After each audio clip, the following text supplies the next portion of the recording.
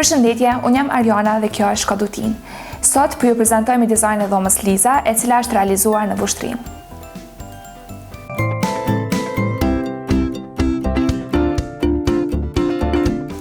Fillimisht ne marrim matjet e dhomës në terren, ose nëse klientët jetojnë jashtë vendit, atëherë ne i tregojmë se si duhet të bëhen matjet dhe ata na i dërgojnë. Marrim gjithashtu edhe kërkesat e klientit, e në këtë rast ishin 2 shtrete për 2 fëmijë 4 dhe 6 vjet, vajzë dhe djalë, tavolinë pune, raft për libra, dollap, një hapësirë për ekspozimin e pikturave dhe vizatimeve dhe sa më shumë hapësirë të lirë.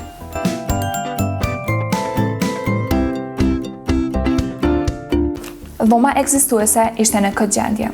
Një shtret dësh, dollap i ngushtë, lodra kudo në dhomë, nuk ka hapësirë të lirë, pa tavolinë pune, ngjyrat janë shumë të zëmta dhe s'ka ndriçim të mjaftueshëm, as pak e përshtatshme për fëmijë.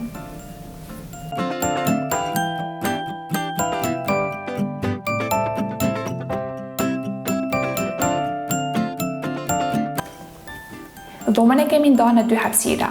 Në anën e majtë të dhomës, një dollap të bollshëm të inkuadruar gjithashtu dhe një ulse pranë dritareve që shërben për të lecuar dhe vend relaksi. Murin e kemi mvesh me tapet me radhë shumë ngjyrash dhe kemi vendosur një rrjetë metalike për ekspozimin e vizatimeve që mundem me i ndërru sa herë që fëmijët dëshirojnë. Në anën tjetër të dhomës janë shtretërit të cilët i kemi ngrit më lart për me i shfryzuar sa më shumë hapësirën poshtë tyre. Për siguri, shtretërit janë të rrethuar me dru vertikal deri në plafon.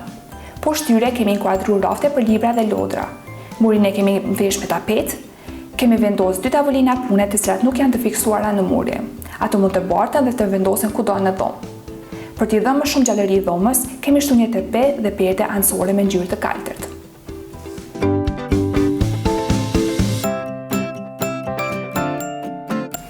Materiali që është përdorur në këtë rast është MDF i bardhë mat dhe ai me furnir bungu.